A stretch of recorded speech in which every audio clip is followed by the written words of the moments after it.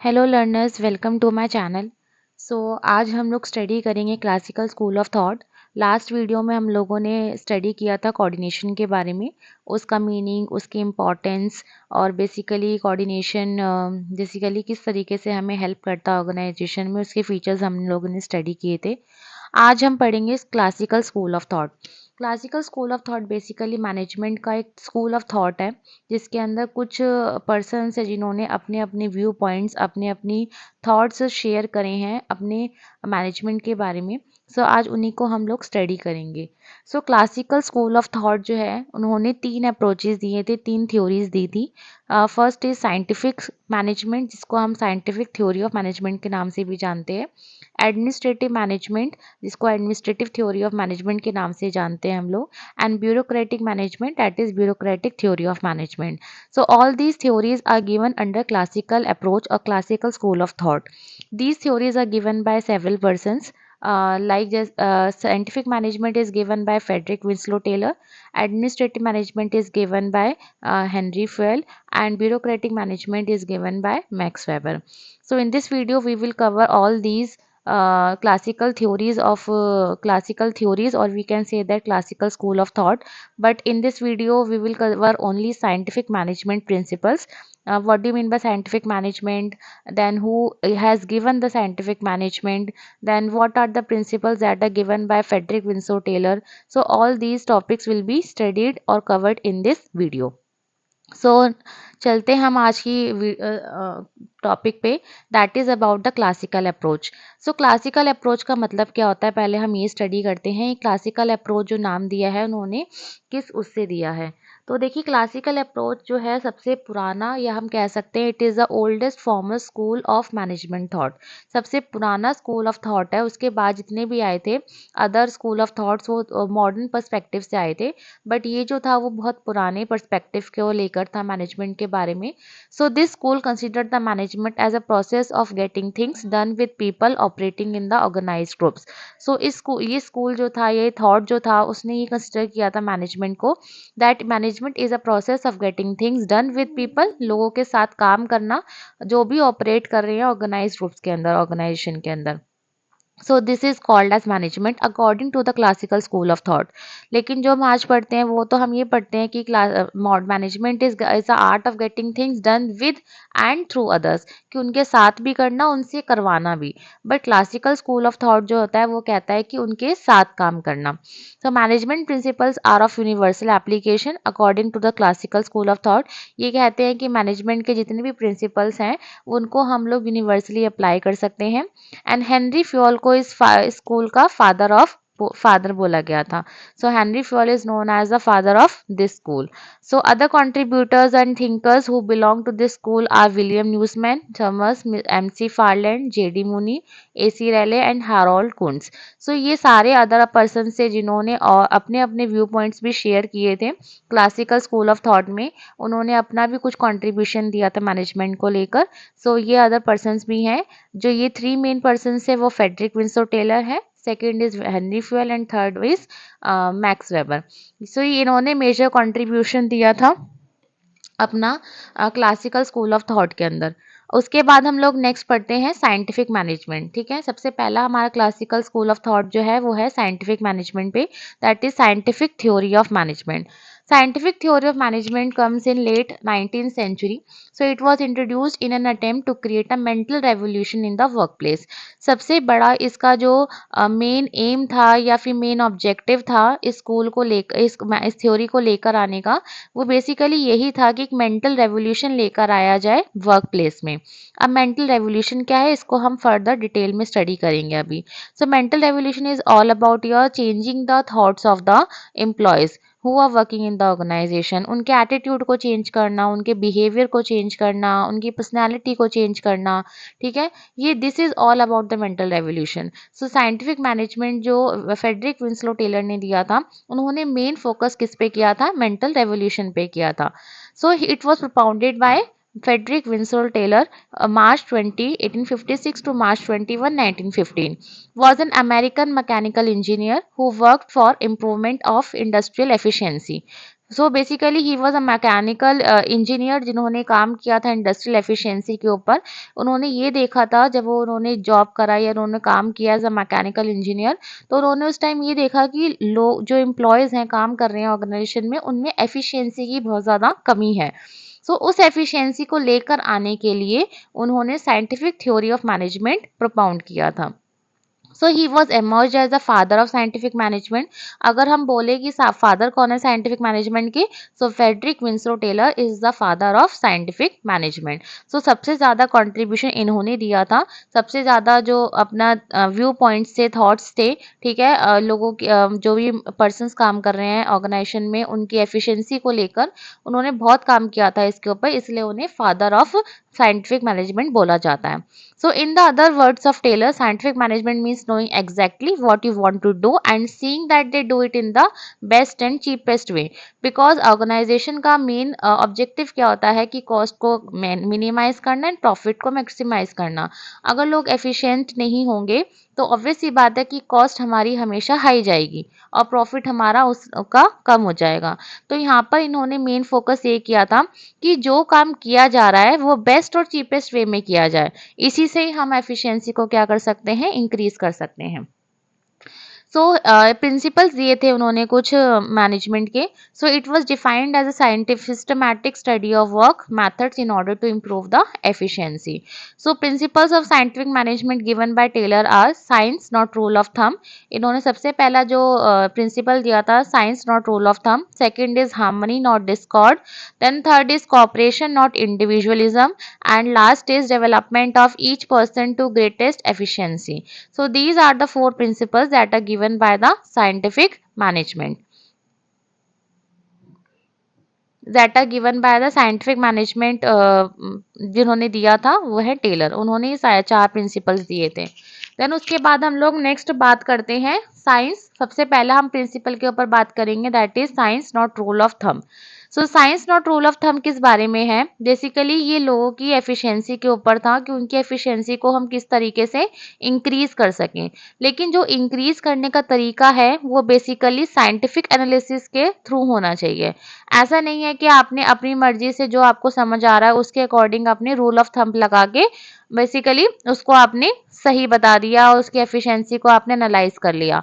सो आपको ऐसा नहीं करना है। ऑर्गेनाइजेशन में जितने भी एम्प्लॉयज काम कर रहे हैं, आपको उन्हें साइंटिफिकली एनालाइज करना है उनके काम को और उनकी एफिशिएंसी को इंक्रीज करने में उनकी हेल्प करनी है। या Taylor believed that even a small activity like loading paper sheets into boxcars can be planned scientifically. मतलब आपको हर एक चीज़ साइंटिफिकली एक्सपेरिमेंट्स के थ्रू, ऑब्जर्वेशंस के थ्रू, ठीक है, उसके बाद ही आपने कुछ उनका एनालिसिस करने के बाद कुछ इंटरप्रिटेशन या कुछ रिजल्ट देना चाहिए। ठीक है, ऐसा नहीं होना चाहिए कि आपने अपनी मर्जी से ही जो मर्जी आपको समझ आ रहा है वो आप उसके अकॉर्डिंग कर रहे हैं, बिना एनालाइज करे, बिना ऑब्जर्व करे, बिना कोई एक्सपेरिमेंट करे, बिना। इसलिए कहा जाता है कि साइंस हमें लगाना है, नॉट रूल ऑफ थंब नहीं लगाना है हमें। So this will save time and also save the human energy. This decision should be based on scientific analysis and cause and effect relationship rather than rule of thumb, where decisions are taken according to the manager's personal judgment. ठीक है, आपको ये ध्यान रखना है कि manager अपने personal judgement से या अपने पर्सनल व्यू पॉइंट से ना ही कोई एनालिसिस करे, कोई डिसीजन ले। ठीक है, उसे साइंटिफिकली उसे सोचना चाहिए, उसको एनालाइज करना चाहिए एंड देन उसका बाद कोई डिसीजन उसको लेना चाहिए। So first principle is science not rule of thumb. उसके बाद हम नेक्स्ट बात करते हैं नेक्स्ट प्रिंसिपल की, that is harmony not Discord. Harmony का मतलब होता है कि लोगों के बीच में एक मेल जोल बना रहे, तालमेल बना रहे। ऐसा नहीं होना चाहिए कि लड़ाई हो रही है उनके आपस में। सो ये प्रिंसिपल जो था वो बेसिकली रिलेशनशिप के ऊपर था, वर्कर्स और मैनेजमेंट का, कि वर्कर जो काम कर रहे हैं ऑर्गेनाइजेशन में और जो मैनेजमेंट है उनके बीच में एक अच्छा कॉर्डियल रिलेशन होना चाहिए, उनके बीच में हार्मनी होना चाहिए। ऐसा नहीं होना चाहिए कि वर्कर्स और मैनेजमेंट के बीच में कॉन्फ्लिक्ट्स बहुत ज़्यादा हो रही हैं, तो उस केस में भी ऑर्गेनाइजेशन ग्रो नहीं करता, सर्वाइव नहीं करता है। सो डिफरेंस अगर दोनों के बीच में है तो वो किसी भी तरीके से बेनिफिशियल नहीं होंगे, ना तो मैनेजमेंट के व्यू पॉइंट से और ना ही वो वर्कर्स के व्यू पॉइंट से। सो मैनेजमेंट और वर्कर्स दोनों को आपस में एक दूसरे के साथ एक अच्छी अंडरस्टैंडिंग बनानी चाहिए। ठीक है, एक रिलेशनशिप उन दोनों के बीच में अच्छा होना चाहिए कि वर्कर्स जो है वो भी अपने आप को एक ऑर्गेनाइजेशन का पार्ट समझे। और मैनेजमेंट तो ऑर्गेनाइजेशन का पार्ट होती ही होती है क्योंकि वो ओनर्स होते हैं, ठीक है। तो Taylor also suggested the mental revolution for both the management and workers to achieve the total harmony.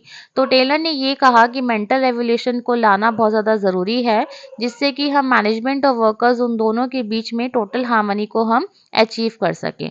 सो अब मेंटल रेवोल्यूशन के बारे में थोड़ा सा पढ़ लेते हैं कि बार बार हम मेंटल रेवोल्यूशन वर्ड सुन रहे हैं, ठीक है। ये मेंटल रेवोल्यूशन है क्या? So basically, it is a technique that involves a shift of the attitude of management and workers towards each other. Basically, ऐसा आपने बहुत बारी देखा होगा कि मैनेजमेंट जो ओनर्स होते हैं वो अपनी मर्जी चलाते हैं, ठीक है। और वर्कर्स होते हैं जो बेचारे एम्प्लॉयज की तरह काम कर रहे हैं, वहाँ पर सैलरी बेस पे काम कर रहे हैं। तो वो बेसिकली उन दोनों के बीच में कभी भी उनका एटीट्यूड, उनका जो थॉट है वो कभी मैच नहीं करता। मैनेजमेंट जो है या फिर ओनर जो है वो अपने व्यू पॉइंट से सोचता है और वर्कर जो है वो अपने व्यू पॉइंट से सोचता है। तो उन दोनों के बीच में हमेशा कॉन्फ्लिक्ट्स बने रहते हैं। तो यहाँ पर मेंटल एवोल्यूशन के लाने से बेसिकली हम इन दोनों के रिलेशनशिप को क्या कर सकते हैं, चेंज कर सकते हैं। और ये बेसिकली बेनिफिट करेगा ऑर्गेनाइजेशन को भी और साथ ही साथ वर्कर्स को भी या एम्प्लॉयज़ को भी। सो ये बेसिकली यहाँ पर हम एटीट्यूड को चेंज करने की बात कर रहे हैं दोनों के एक दूसरे की तरफ, ठीक है। उनके अच्छे रिलेशनशिप्स की बात कर रहे हैं हम लोग यहाँ पर।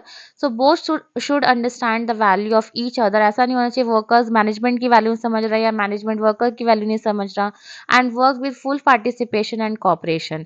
सो the aim of both should be to improve and boost the profits of the organisation. दोनों का एम यही होना चाहिए कि प्रॉफिट को हम किस तरीके से इम्प्रूव करें और बूस्ट अप करें। देखो ऐसा जैसे मैंने आपको बताया था कि गोल्स को अचीव करना भी ज़रूरी है, ऑर्गेनाइजेशन के गोल्स को भी और वर्कर्स के अपने पर्सनल गोल को भी। तो मैनेजमेंट को भी उनके लिए सोचना चाहिए और वर्कर्स को भी मैनेजमेंट के लिए सोचना चाहिए। तो इस तरीके का एक अंडरस्टैंडिंग दोनों में होना बहुत ज़्यादा ज़रूरी है। So mental revolution demands a complete change in the outlook of both the workers and management. So both should have a sense of togetherness. दोनों के बीच में sense of togetherness होना ज़रूरी है। So I hope mental evolution word आपको समझ आया हो मीनिंग इसका। सो नेक्स्ट हम प्रिंसिपल पे चलते हैं, that is cooperation not individualism. So cooperation not individualism का मतलब क्या होता है कि आपस में एक दूसरे के साथ टीम वर्क होना चाहिए, दो आपस में एक दूसरे के साथ कॉपरेशन होना चाहिए। ऐसा नहीं होना चाहिए कि आप इंडिविजुअली अपने लिए सोच रहे हैं, अपने लिए काम कर रहे हैं, किसी की हेल्प नहीं कर रहे हैं, ठीक है। अगर किसी को कुछ इन्फॉर्मेशन की रिक्वायरमेंट तो आप उसको दे नहीं रहे हैं, ठीक है। तो बेसिकली ये चीज़ नहीं होनी चाहिए ऑर्गेनाइजेशन में। सो ये भी सिमिलर है हार्मनी डॉट डिस्कॉर्ड की तरह ही, जहाँ पे भी हम लोग यही कहते हैं कि आपस में एक दूसरे के साथ रिलेशनशिप्स कैसे होने चाहिए, अच्छे होने चाहिए। तो यहाँ पर भी हम कॉपरेशन में यही बात कर रहे हैं रिलेशनशिप्स के बारे में कि म्यूचुअल कोलैबोरेशन होना चाहिए between the workers and the management. So managers and workers should have a mutual cooperation of confidence, cooperation and confidence and a sense of goodwill. दोनों के बीच में मैनेजर्स और वर्कर्स के बीच में एक म्यूचुअल कोऑपरेशन का होना ज़रूरी है। मतलब ऐसा नहीं होना चाहिए कि मैनेजर जो है आपको काम ही दे रहा है, आप आपकी कोई सुन नहीं रहा, ऐसा भी नहीं होना चाहिए, ठीक है। तो इंडिविजुअलिज्म का फैक्टर नहीं होना चाहिए, वर्कर अपनी मर्जी चला रहा है, मैनेजर की नहीं सुन रहा, या फिर वर्कर को अगर इन्फॉर्मेशन चाहिए मैनेजर से तो मैनेजर उसे दे नहीं रहा है। तो ऐसा कुछ मतलब कि ऐसा कुछ नहीं होना चाहिए दोनों के बीच में। तो एक कोऑपरेशन होना चाहिए और एक एक दूसरे के ऊपर कॉन्फिडेंस भी होना चाहिए, एक सेंस ऑफ टुगेदरनेस होना चाहिए, गुडविल होना चाहिए। सो बेसिकली यही सब चीज़ें एक कोऑपरेशन को लेकर आएंगी, इंडिविजुअलिज्म को हटाएंगी। So the main purpose is to substitute the internal competition with the cooperation, क्योंकि हम जब भी एक दूसरे को हेल्प नहीं करते हैं जब हमें लगता है कि सामने वाला हमारा कॉम्पिटिटर है। तो ऑर्गेनाइजेशन में ही आप लोगों को एक दूसरे के साथ कॉम्पिटिशन नहीं रखना चाहिए, आपको कोऑपरेशन करना चाहिए, ठीक है। इन कंपटीशन हमें किससे करना है, बाहर वालों से करना है। सो आपस में ये जो इंटरनल कंपटीशन होता है उसे हमें सब्स्टिट्यूट करना चाहिए।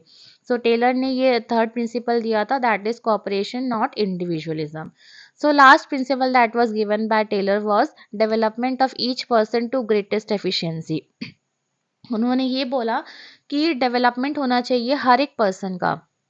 जैसे अभी मैंने बात करी पर्सनल गोल्स के ऊपर, तो यहाँ पर ये उन्हीं गोल्स के बारे में बात कर रहा है कि जो पर्सन की डेवलपमेंट है, हर एक पर्सन की जो भी ऑर्गेनाइजेशन में काम कर रहा है, उसकी जो डेवलपमेंट है वो ग्रेटेस्ट एफिशिएंसी तक होनी चाहिए, मतलब उसकी जितनी कैपेसिटी है, जितना उसके अंदर एबिलिटी है, उतने तक उसकी डेवलपमेंट होना चाहिए। So effectiveness of a company also relies on the abilities and skills of its employees. तो इफेक्टिवनेस भी किस पर रिलाई करेगी कंपनी की, जो उन्होंने लोग एम्प्लॉयज़ हायर कर रखे हैं, जो उन्होंने रिक्रूट कर रखे हैं, उनकी एबिलिटीज़ पे, उनकी स्किल्स पे। So this implementing training, learning best practices and technology is a scientific approach to brush up the employee the skills. तो एम्प्लॉय की जो स्किल है उनको और ब्रश अप करने के लिए हमें ये सब चीज़ें प्रोवाइड करनी चाहिए, ट्रेनिंग करना चाहिए, उनका करवाना चाहिए, ठीक है, बेस्ट प्रैक्टिसेस उनको सिखानी चाहिए, और टेक्नोलॉजी के बारे में भी इंट्रोडक्शन देना चाहिए। अडेप्टेशन भी होना चाहिए और टेक्नोलॉजी का, या फिर कुछ लर्निंग भी होना चाहिए, जिससे कि वो अपनी स्किल्स को और अच्छा इम्प्रूव कर सके, क्योंकि उनकी स्किल इम्प्रूव होगी तो ही क्या होगा, ऑर्गेनाइजेशन भी अपने ऑब्जेक्टिव को अचीव कर पाएगा। To assure that the training is given to the right employee, the right steps should be taken at the time of selection and recruiting candidate based on a scientific selection। तो इन्होंने यहाँ पे देखो यही बात करी है कि एम्प्लॉय हमारी जो ऑर्गेनाइजेशन में है वो भी राइट होना चाहिए। ऐसा नहीं होना चाहिए कि आप बैल बुद्धि इंसान को, या फिर उसको समझ नहीं आता कुछ भी, उसको बिठा दिया, आप नौकरी पे ले लिया, तो आप कितनी ट्रेनिंग दे दो, कितनी उसे लर्निंग दे दो, आप वो कुछ सीख नहीं पाएगा। तो वो हमारी ऑर्गेनाइजेशन के लिए क्या है, हमारे लिए फ्रूटफुल नहीं है। सो हमें ये ध्यान रखना चाहिए जब हम रिक्रूटमेंट करते हैं, सिलेक्शन करते हैं, तो उस टाइम हमें राइट स्टेप्स लेने चाहिए। उनका जो एम्प्लॉय का सिलेक्शन है वो साइंटिफिक वे में होना चाहिए सिलेक्शन उनका, ठीक है? जिससे कि हम लोग जो ट्रेनिंग प्रोवाइड करें, जो डेवलपमेंट करें पर्सन्स की, वो हम राइट पर्सन की करें। ऐसा नहीं होना चाहिए कि वो उस काबिल नहीं है लेकिन उसको सिखाए जा रहे हैं, वो सीख भी नहीं रहा जब भी, या वो सीखना नहीं चाहता, या जो भी फैक्टर्स है अदर, ठीक है? तो वो हमें ऐसा नहीं करना चाहिए, क्योंकि हमारी ऑर्गेनाइजेशन का उससे भी कॉस्ट बढ़ेगा। सो आई होप सो ये आप लोगों को क्लियर हो गया होगा, principles of scientific management that was given by Frederick Winslow Taylor. So आज की वीडियो हम यहीं पर एंड करते हैं। जो मेरी वीडियो जो पहली बार देख रहा है, please like, share, comment and subscribe the channel. And any doubt अगर है आपके पास कोई, तो आप you can comment down and I will try to solve in the comment section. So अगली क्लास में मिलते हैं हम लोग। So thank you for watching.